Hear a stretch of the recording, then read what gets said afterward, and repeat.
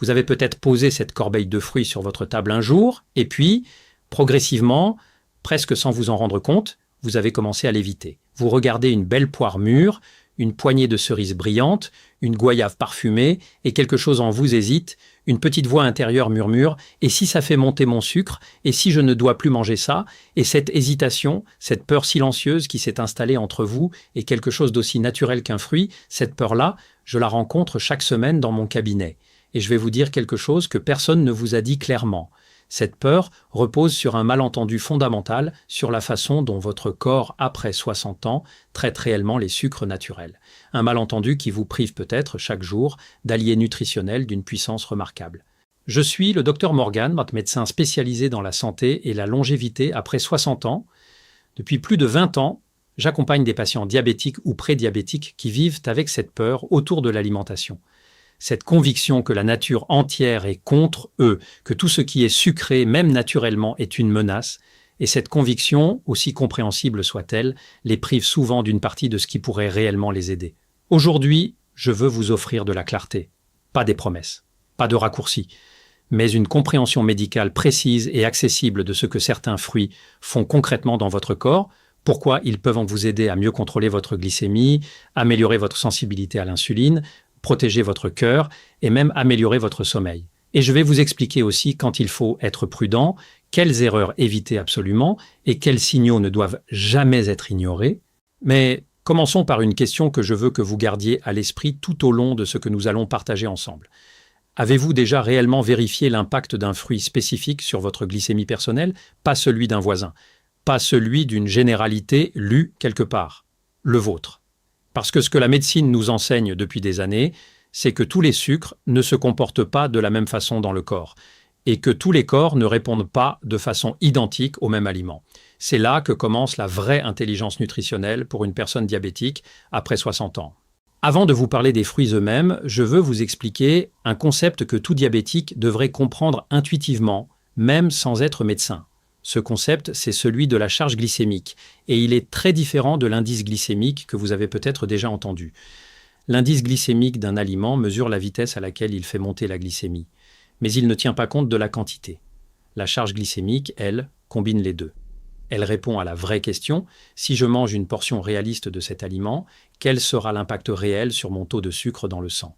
Et c'est là que beaucoup de fruits, que l'on a injustement bannis, se révèlent en réalité très modérés. Parfois moins impactants que certains aliments que nous considérons comme tout à fait raisonnables.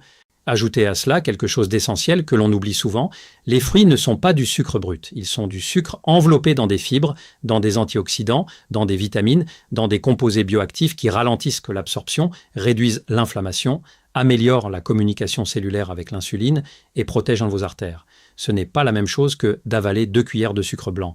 Biologiquement, ce n'est pas du tout la même chose. Et cette distinction est fondamentale pour libérer les diabétiques d'une peur qui les isole inutilement de certains des alliés les plus précieux que la nature puisse leur offrir.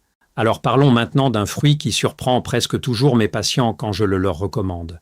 La cerise, cette petite bille rouge intense, juteuse, que beaucoup d'entre vous ont mis de côté en vous disant « trop sucré, impossible ». Et pourtant, permettez-moi de vous montrer ce que la science dit réellement. L'indice glycémique de la cerise se situe entre 22 et 25. Pour vous donner un point de comparaison, le pain blanc dépasse 70. Le riz blanc ordinaire dépasse 60. La cerise, elle, est l'un des fruits à impact glycémique le plus faible qui existe. Ce que cela signifie concrètement, c'est que consommée en portions raisonnables, soit une petite demi-tasse, la cerise libère son sucre de façon lente, progressive, sans provoquer le pic glycémique brutal qui force votre pancréas à sécréter de grandes quantités d'insuline en urgence. Ce pic, c'est lui, le vrai ennemi dans le diabète de type 2, pas le fruit lui-même.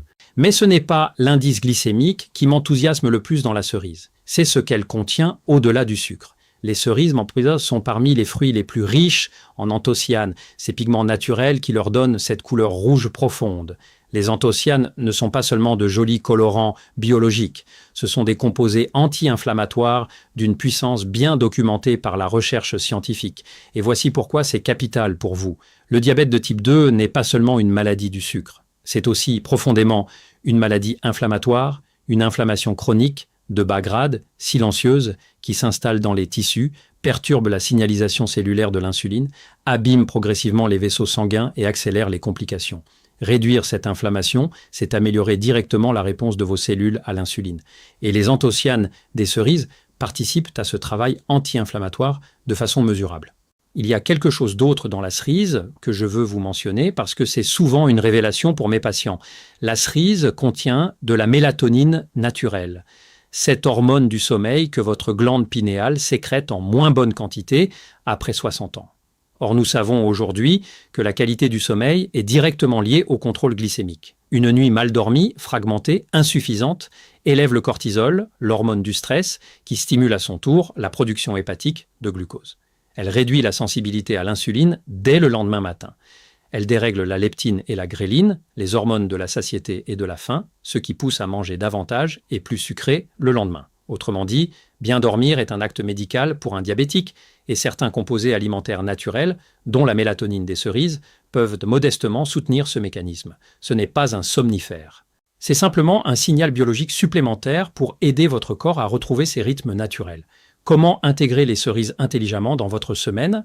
La portion recommandée est d'une demi-tasse consommée fraîche ou surgelée sans sucre ajouté, de préférence en milieu d'après-midi ou en accompagnement d'un repas.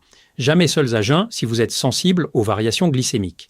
Et jamais sous forme de sirop, de confiture, de jus industriel ou de cerises à l'eau de vie. Sous ces formes, le fruit originel n'existe plus vraiment. Ce qu'il reste, c'est essentiellement du sucre concentré, débarrassé des fibres protectrices. C'est la transformation qui fait le danger, pas le fruit lui-même.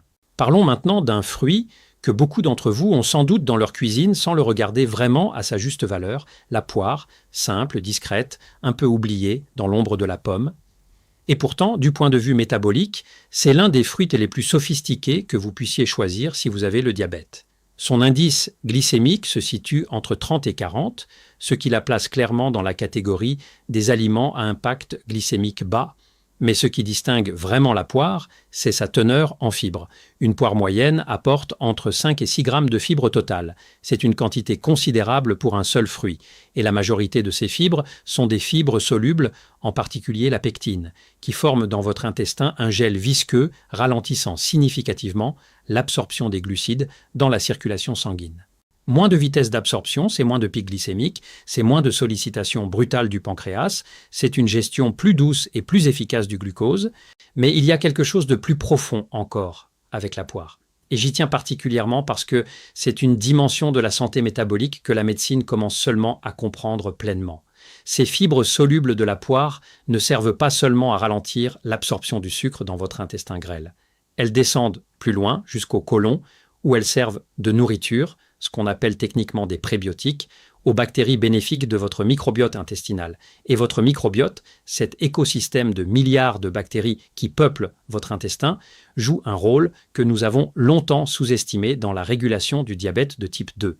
Des études récentes et solides montrent qu'un microbiote intestinal diversifié et équilibré est associé à une meilleure sensibilité à l'insuline, à une inflammation systémique réduite, à une régulation plus fine des hormones métaboliques. A l'inverse, un microbiote appauvri, dysbiose intestinale, est associé à une résistance à l'insuline aggravée et à un contrôle glycémique plus difficile. Nourrir votre microbiote avec les fibres de la poire, c'est donc travailler à l'amélioration de votre sensibilité à l'insuline de façon profonde et durable. Pas en une semaine, mais sur le temps, régulièrement, patiemment.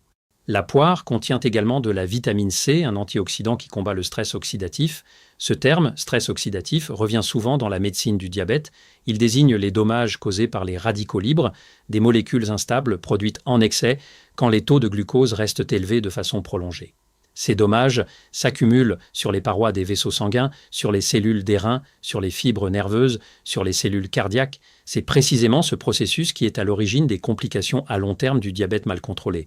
Les antioxydants, comme la vitamine C, agissent comme des boucliers cellulaires contre ces dommages, et la poire en est une source accessible, douce, bien tolérée même par les estomacs sensibles. La façon la plus intelligente de manger une poire si vous êtes diabétique, c'est de la consommer avec sa peau où se concentre une partie des fibres et des polyphénols, en l'associant à une source de protéines ou de graisses saines.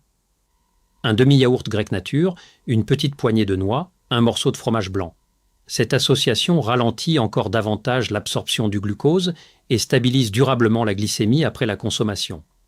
La portion recommandée est une demi-poire moyenne, idéalement au petit déjeuner ou en collation de milieu de matinée. Et comme pour la cerise, évitez absolument les versions en conserve, au sirop, les jus de poire, les compotes très sucrées, le fruit entier, frais, avec sa peau, c'est le seul format qui préserve pleinement ses bénéfices. Permettez-moi maintenant de vous parler d'un troisième fruit, moins présent dans nos assiettes européennes, mais d'une richesse nutritionnelle que j'estime criminellement sous-estimée dans la prise en charge du diabète. La goyave. Ce fruit tropical, à la chair rose ou blanche, au parfum délicat et intense, est probablement l'un des fruits les plus intéressants que je puisse recommander à mes patients diabétiques après 60 ans qui présentent des signes d'inflammation persistante ou de stress oxydatif élevé. Son indice glycémique se situe entre 25 et 30, dans la zone très basse. Une goyave entière apporte environ 5 grammes de fibres. Et comme la poire, une grande partie de ces fibres sont solubles, avec les mêmes effets bénéfiques sur le ralentissement de l'absorption du glucose et sur la nutrition du microbiote intestinal. Mais ce qui rend la goyave véritablement exceptionnelle, c'est sa concentration en vitamine C. La goyave est l'un des fruits les plus riches en vitamine C qui existent, avec des teneurs qui surpassent largement les agrumes que nous associons habituellement à cette vitamine. Et au-delà de la vitamine C, la goyave contient du lycopène, des flavonoïdes, des polyphénols divers qui agissent ensemble comme un système de protection cellulaire multicouche. Ces composés réduisent l'inflammation vasculaire, protègent les artères contre les effets délétères de l'hyperglycémie chronique et améliorent la circulation sanguine périphérique, ce qui est particulièrement important pour les diabétiques, dont les complications les plus fréquentes et les plus invalidantes touchent précisément les vaisseaux. La goyave contient aussi du magnésium, ce minéral dont nous avons vu l'importance dans d'autres contextes et qui participe au bon fonctionnement des récepteurs à l'insuline au niveau cellulaire. Une carence en magnésium très fréquente chez les personnes diabétiques contribue directement à aggraver la résistance à l'insuline. Consommer des aliments naturellement riches en magnésium, comme la goyave, est une façon douce et progressive de travailler à corriger cette carence. La façon de consommer la goyave qui maximise ses bénéfices est de la manger fraîche, entière, avec sa peau si elle est bio ou bien lavée, en portions d'une petite goyave ou d'une demi-grande goyave, soit environ 100 à 150 grammes. Le meilleur moment est après le déjeuner ou comme collation de l'après-midi, accompagné d'une source de protéines comme un yaourt grec nature. Évitez les jus de goyave, les nectars, les confitures et les versions en conserve qui concentrent les sucres et éliminent les fibres. Si vous avez accès à des goyaves fraîches, c'est un fruit qui mérite vraiment une place régulière dans votre semaine. Je veux maintenant vous parler de quelque chose d'essentiel, les erreurs les plus fréquentes que je vois commettre mes patients diabétiques avec les fruits. Parce que choisir le bon fruit n'est que la moitié du travail. La façon dont vous le consommez peut soit amplifier ses bénéfices, soit les annuler complètement. La première erreur, et c'est la plus courante, est de consommer le fruit seul, à jeun, en grande quantité. Même un fruit à indice glycémique bas, consommé isolément sans aucun autre nutriment pour ralentir sa digestion, peut provoquer une montée glycémique plus rapide que prévu. L'association systématique du fruit avec une source de protéines ou de graisse saine, yaourt, noix, fromage blanc, crée une synergie nutritionnelle qui ralentit l'absorption du glucose et maintient la glycémie stable. C'est une règle simple que je recommande à tous mes patients. Jamais de fruits seuls, toujours accompagnés. La deuxième erreur est de dépasser la portion recommandée en se disant que c'est naturel, donc inoffensif. Les sucres naturels des fruits sont métabolisés différemment du sucre raffiné, c'est vrai, mais il reste des glucides. Doubler ou tripler la portion peut faire monter la glycémie de façon significative, même avec un fruit à faible indice glycémique. La modération n'est pas une punition, c'est une forme de précision dans la façon dont vous nourrissez votre corps. La troisième erreur est de croire que le jus de fruits est équivalent au fruit entier. Je vous demande de bannir définitivement cette idée. Quand vous pressez ou mixez un fruit, vous détruisez la structure fibreuse qui ralentit l'absorption du glucose. Ce qui reste dans votre verre, même sans sucre ajouté, c'est essentiellement du sucre liquide, sans les fibres protectrices, avec une absorption beaucoup plus rapide et un impact glycémique bien supérieur à celui du fruit entier. Un verre de jus de pomme pur, bio, sans sucre ajouté, peut avoir un impact glycémique proche de celui d'un verre de soda ordinaire. Ce n'est pas le fruit que vous buvez, c'est le sucre du fruit, concentré et défibrillé. La quatrième erreur est de ne pas surveiller sa propre réponse glycémique lors de l'introduction d'un nouvel aliment. Chaque organisme est unique. L'âge, le niveau d'activité physique, l'état du microbiote, le traitement médicamenteux en cours, toutes ces variables influencent la façon dont votre corps répond à un aliment donné.